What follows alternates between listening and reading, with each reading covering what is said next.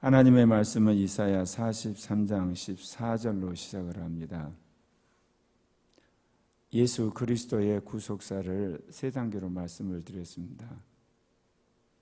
아담이 타락에서부터 예수님 오시기 직전 세례요한까지 이스라엘 구속시대, 그 다음에 예수님의 사역 시작에서부터 이제 예수님 재림 직전까지 인류의 구속시대, 예수님 지상 재림에서 이제 새하늘과 새 땅 이전까지 이거를 만물의 구속시대라고 말씀을 드렸었는데, 이스라엘 구속시대에서 가장 중요한 사건이 무엇보다도 이스라엘이 출애굽한 사건입니다.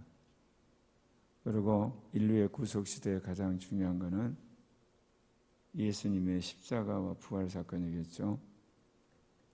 그리고 이제 만물의 구속 사건에서 가장 중요한 것은 이제 첫째 부활한 하나님과 그리스도의 제사장들이 이제 만물을 구속하는 그런 사건들이 될 터인데, 오늘 특별히 이사야 선지자가 지금 바빌론의 포로로 잡혀가 있는 이스라엘 향해서 이야기를 하시는 거죠. 그러니까 예언적인 이야기를 하는 거죠. 너희 구속자여 이스라엘 거룩하니 여호와가 말한다. 한 사람에게 말한 게 아니라 민족 전체에게 말합니다. 이제 너희를 위해서 내가 바벨론에 사람을 보내어 모든 갈대아 사람의 자기들이 연락하던 배를 타고 도망하고 내려가게 하리라. 여기서 또다시 바벨론에 보내는 사람은 훗날 페르시아의 고레스 왕을 이야기합니다. 고레스가 쳐들어가니까 이 바벨론에 있는 수많은 사람들이 허겁지겁 배를 타고 도망가고 뿔뿔이 흩어지는 것을 이야기를 합니다. 결국 이것은 비록 고레스가 페르시아 왕이요 이방인의 왕이지만 이스라엘을 사랑하시는 거룩하신 하나님, 온 우주 만물을 창조하신 분, 그리고 이스라엘 통치자 되신 그분은 이스라엘만 다스린 분이 아니라 이방 민족도 다스린 분. 그래서 필요에 따라서 페르시아 왕을 들어서 바벨론 왕을 물리치는 그런 전능하신 하나님이라는 것을 보여주십니다. 예수 그리스도를 통해서 구원받는 우리에게 있어서는 동일한 주님의 진리가 적용이 됩니다. 기껏해야 아직 남북한 합쳐봤자 실은 8천만도 되지 않는데, 그 중에 더더욱 오늘날 한국에 예수 믿는 사람 1,000만도 되지 않는데, 하나님이 그럼에도 불구하고 한국의 기독교인과 교회를 통해서 동북아시아는 물론 동남아시아나 남부아시아, 중앙아시아, 마지막엔 서남아시아까지 복음을 전할 주님의 계획이 있어요. 그렇기 때문에 한국의 그리스도인과 교회의 기도를 들으시고 하나님이 지금 대한민국 역사는 물론이고 북한, 그 다음에 일본, 중국 역사에 구체적으로 개입하고 계시는 겁니다. 근데 문제는 항상 이런 하나님의 계획이 있을 때 믿는 하나님의 종과 교회가 있어야만 주님이 역사를 진척시킵니다. 왜 그러냐면 우리는 그리스도를 닮은 자거든요. 역사의 모든 알파 오메가는 그리스도를 통해서 모든 게 진척되도록 이것이 예정이 되어 있어요. 그러면 그리스도가 그를 진척시키는 데 있어서 이 땅에 있어서 가만히 이거를 주도하는 자는 뭐냐? 그리스도의 몸된 교회예요. 그러니까 하늘에 계신 그리스도가 성령을 통해서 교회에 계시를 하게 되면 교회 가운데 그를 믿는 사람이 있을 때 하늘에 계신 주님이 역사를 한 단계씩 진처를 하는 겁니다. 그러지 않으면 계속해서 당신의 교회가 깨어나도록 온갖 환난 어려움을 그리스도인과 교회 가운데 주님이 주시는 거예요. 그랬을 때 그거를 믿는 사람이 등장하고 그거를 순종하는 교회가 될 역사가 한 발짝 확 진전을 해버려요. 그게 여러분 구약 역사에서 보면 성경에 보면 노아가 그러니까 새로운 시대가 열려버리잖아요. 노아가 없었으면 주님이 홍수 심판이라는 것도 하실 수가 없죠. 왜냐하면 그럼 다 죽여야 되니까. 그리고 나중에 바벨탑 사건이 일어날 때도 이미 하나님은 아비론을 택하려고 준비를 하신 거예요. 그리고 에집트에 그리고 포로로 갔을 때도 주님이 결국 누구를 준비합니까? 모세 가문을 준비하잖아요. 그리고 이스라엘이 사사시대가 이제 타락해가지고 정말 주의 계시가 희미함에도 불구하고 한나를 통해서 사무엘을 준비하세요. 그리고 결국 이스라엘 민족이 왕을 달라고 할 때도 다윗을 준비한 거고, 그래서 주님이 이러한 모든 과정 속에서는 이 땅에 믿는 당신의 백성과 지도자, 주께서 꼭 예비를 하세요. 이거를 준비하기 위해서 주님이 쓰시는 방법이 예언인 거예요.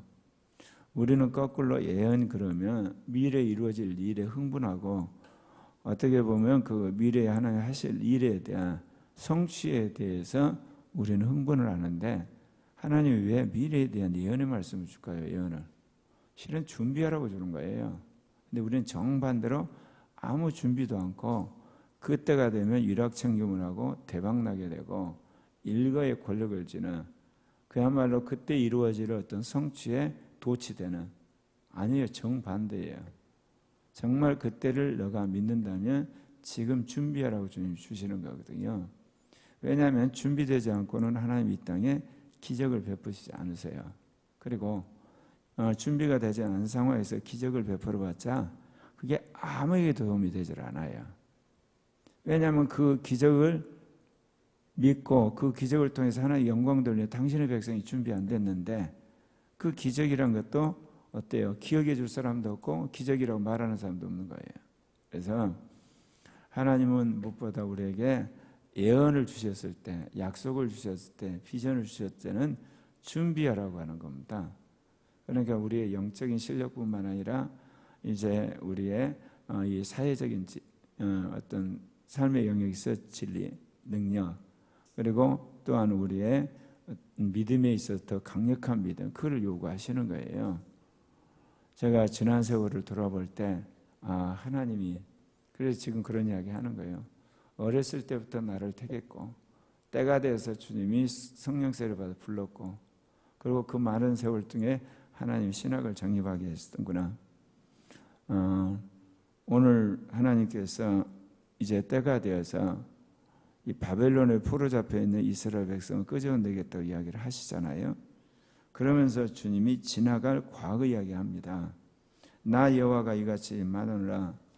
바라 가운데 길을, 큰 물 가운데 지름길을 내고 병과 영과 말과 군대와 용사를 이끌어내어 그들이 일시에 엎드려 일어나지 못하고 소멸하며 꺼져가는 등불 같게 하였느니라. 누구를 말합니까?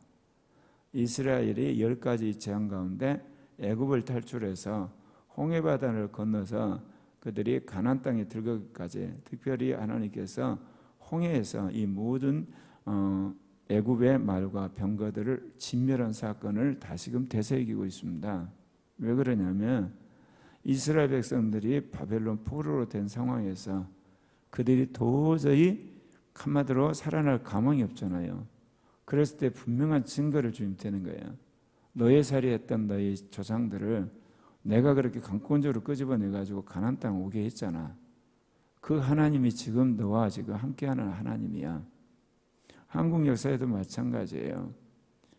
제가 이제 그런 이야기 하지만 실은 이 한국 역사에서 일어나는 지금의 이 상황, 어쩌면 주사파 정권이 권력을 잡고 온갖 페미니스트들은 젠더주의로 동성애 독재 획책하고 있고, 또 PD 세력은 완전히 이 땅에 민중민주주의 하려고 모든 직장에 노조 만들어서 의식화를 하는데, 교회는 정신을 못 차리고 어떻게 보면 권력에 완전히 기가 죽어서 그렇게 굴복하는 시대, 어떻게 보면 어디를 봐도 한마디로 소망이 없는 것 같지만 하나님이 1945년 해방 이후부터 1953년 이 나라를 6.25의 전쟁 속에서 다시금 대한민국을 세우게 하는 과정, 그 역사를 돌아보면 너무너무 하나님이 리얼하게 간섭한 걸 보게 돼요. 그 이후로 산업화, 민주화 이런 과정도 그런 거거든요. 이렇게 하나님 간섭한 나라가 없어요. 내가 늘 이야기한 것처럼 20세기 뿐만 아니라 21세기에 전 세계 200개 국가 중에 직갈 통치하는 나라 대한민국, 그거를 나라도 믿고 우리라도 믿어야 돼요. 근데 우리만 믿는 게 아니라 의외로 믿는 사람들 참 많아요. 그러면 하나님 그 믿음을 보시고 역사를 한 단계 진척을 시키세요. 그게 문재인 정권 타도하는 거고, 이제 그 다음에는 이제 북한의 김정은 정권 무너져서 군부가 잡을 테고, 군부도 결국은 친미 친중 노선 왔다 갔다 하다가 결국은 민간인이 잡는 거고, 그리고 이번 올림픽 끝나고 나서 재정 파탄 나서 일본은 힘이 없어서 주저앉고, 한국과 모든 경제적인 문화적인 경쟁에서 계속 밀려서 이제 우리가 동북아시아에서 미국의 강력한 파트너로 다시 등장할 거고, 중국은 저렇게 1대1로로, 그리고 그야말로 중국 굴기라고 하다가 그야말로 모든 나라들이 포위함으로 변방에 있는 나라들이 독립하게 되고, 그래서 나라가 분열됨으로 주저앉게 되는 그런 일이 벌어진단 말입니다. 그래서 한국은 이제 통일될 거고, 그래서 아시아의 최강대국이 되어서 말씀드린 아시아 선교할 수 있는 그런 사람들을 하나님이 세우실 겁니다. 지금은 완전히 밑바닥이어서 아무것도 소망이 없지만 그 일을 꼭 하신다는 겁니다. 이게. 근데 문제는 과거만 생각하지 말아라. 여기 보면 이사야 43장 19절에 보라 내가 새 일을 행하리니 이제 나타날 것이다. 과거만 위대한 하나님이 아니라 미래도 위대한 하나님이라는 거죠. 너희가 그것을 알지 못하겠느냐? 반드시 내가 광야의 길을 사막의 강을 내리니 장차 들짐승 곧 승냥이와 타조도 나를 존경할 것은 내가 광야의 물을 사막의 강들을 내며 내 백성 내가 택한 자에게 마시게 할 것이라. 이야기는 뭐겠습니까? 사실 천연왕국 이야기하고 있어요. 이 선지서에 말하는 예언은요, 시간 개념이 없어서 추월해버려요. 그런 이야기를 하면서 지금 포로로 잡혀있는 바벨론에 있는 이스라엘 백성이 소망을 가지라는 거예요. 이 백성은 내가 나를 위하여 지었나니 나를 찬송하게 하려 함이라. 하나님이 예수 그리스도를 통해서 교회를 만드셨어요.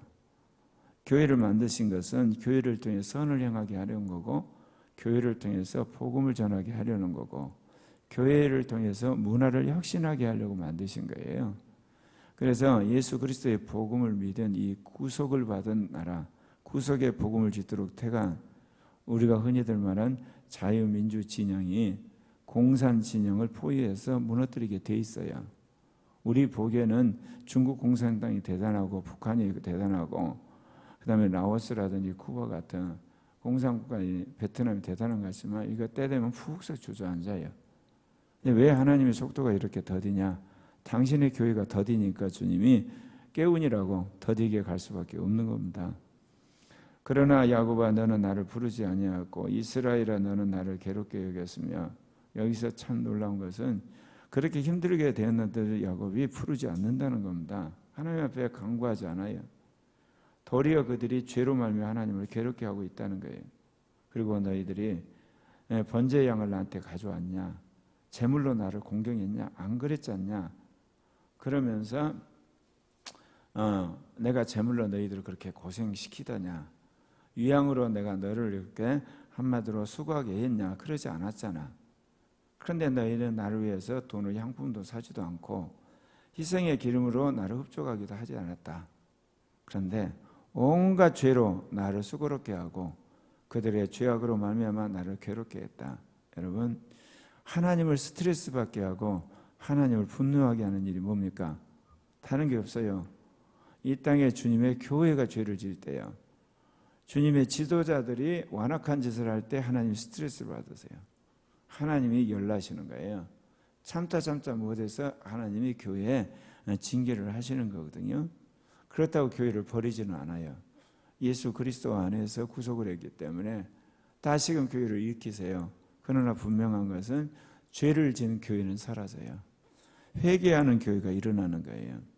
역사상 보면 여러분, 중동의 세계 선교를 주도했던 중동 지역에 그 교파가 누구냐? 동방종교예요.